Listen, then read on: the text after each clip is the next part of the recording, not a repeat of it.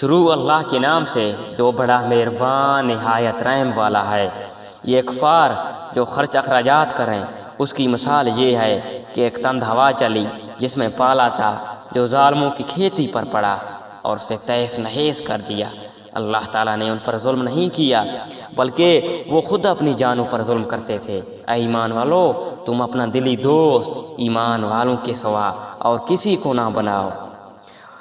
تم تو نہیں دیکھتے دوسرے لوگ تمہاری تباہی میں کوئی کسر اٹھا نہیں رکھتے، وہ تو چاہتے ہیں کہ تم دکھ میں پڑو۔ ان کی عداوت تو خود ان کی زبان سے بھی ظاہر ہو چکی ہے، جو ان کے سینوں میں پوشیدہ ہے، وہ بہت زیادہ ہیں۔ ہم نے تمہارے لیے آیاتیں بیان کر دی، اگر عقل مند ہو تو غور کرو۔ ہاں، تم تو انہیں چاہتے ہو اور وہ تم سے محبت نہیں رکھتے۔ تم پوری کتاب کو مانتے ہو، وہ نہیں مانتے، پھر محبت کیسے؟ یہ تمہارے سامنے تو اپنے ایمان کا اقرار کرتے ہیں، لیکن تنہائی میں مارے غصے کی انگلیاں چباتے ہیں۔ کہہ دو اپنے غصے ہی میں مر جاؤ، اللہ تعالیٰ دلوں کے راز کو بخوبی جانتا ہے۔ تمہیں اگر بھلائی ملے تو یہ ناخوش ہوتے ہیں، ہاں اگر برائی پہنچے تو خوش ہوتے ہیں۔ تم اگر صبر کرو اور پرہیزگاری کرو تو ان کا مگر تمہیں کچھ نقصان نہ دے گا۔ اللہ تعالیٰ نے ان کے اعمال کا احاطہ کر رکھا ہے۔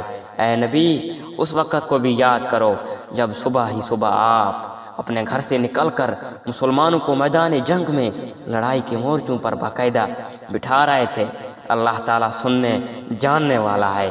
جب تمہاری دو جماعتیں پشت ہمتی کا ارادہ کر چکی تھی، اللہ تعالیٰ ان کا ولی اور مددگار ہے، اور اس کی پاک ذات پر مومنوں کو بھروسہ رکھنا چاہیے۔ جنگ بدر میں اللہ تعالیٰ نے عین اس وقت تمہاری مدد فرمائی تھی جبکہ تم نہایت گری ہوئی حالت میں تھے، اس لیے اللہ تعالیٰ سے ڈرو تاکہ تمہیں شکر گزاری کی توفیق ہو۔ جب آپ مومنوں کو تسلی دے رہے تھے کہ آسمان سے 3000 فرشتے اتار کر اللہ تعالیٰ کا تمہاری مدد کرنا تمہیں کافی نہ ہوگا؟ کیوں نہیں، بلکہ اگر تم صبر ہو پرہیزگاری کرو، یہ لوگ اس دم تمہارے پاس آ جائیں تو تمہارا رب تمہاری امداد 5000 فرشتوں سے کرے گا جو نشاندار ہوں گے۔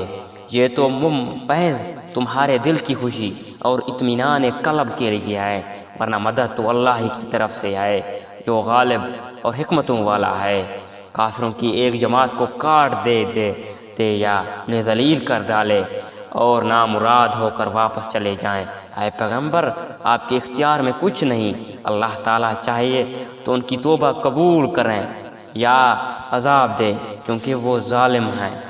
آسمانوں اور زمین میں جو کچھ ہے سب اللہ ہی کا ہے، وہ جسے چاہے بخشے، جسے چاہے عذاب کرے۔ اللہ تعالیٰ بخشش کرنے والا مہربان ہے۔